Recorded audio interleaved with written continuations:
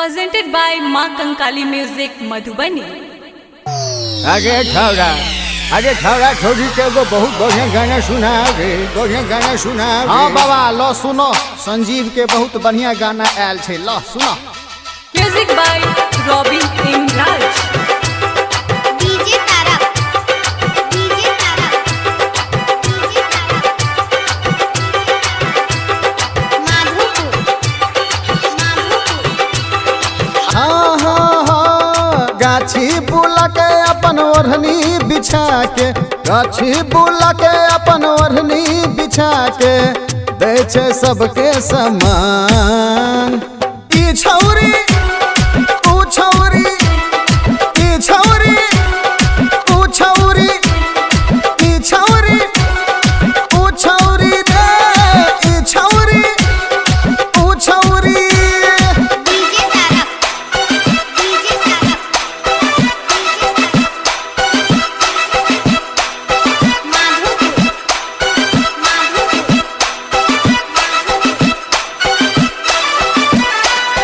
ई छौरी ऊ छौरी, ई छौरी ऊ छौरी।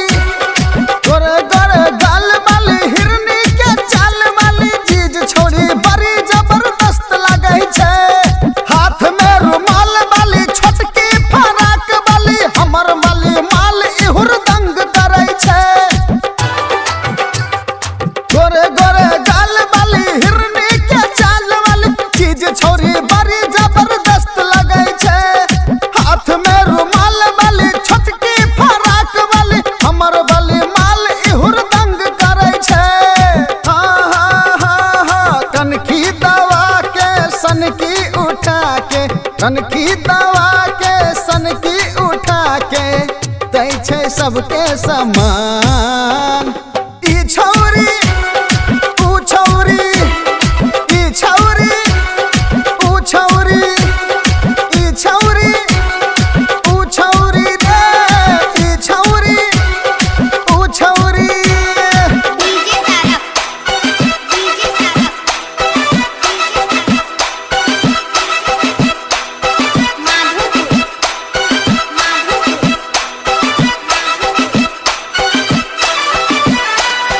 ई छौरी ऊ छौरी, ई छौरी ऊ छौरी।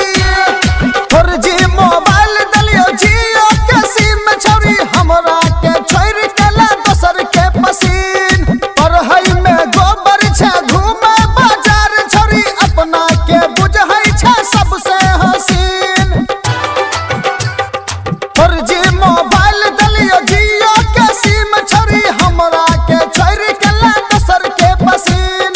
पढ़ाई में गोबर छे घूमे बाजार छौरी अपना के बुझै छे सबसे हसीन। हाँ हाँ हाँ हाँ, संजीव कुमार मुखिया के बुला के, डीजे राजेश के घर में बुला के दिलही अपन समान।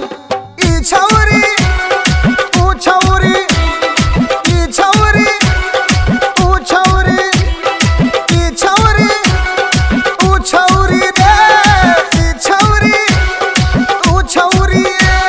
आगे बढ़िया गाना रहे। Music by Robin इमराज।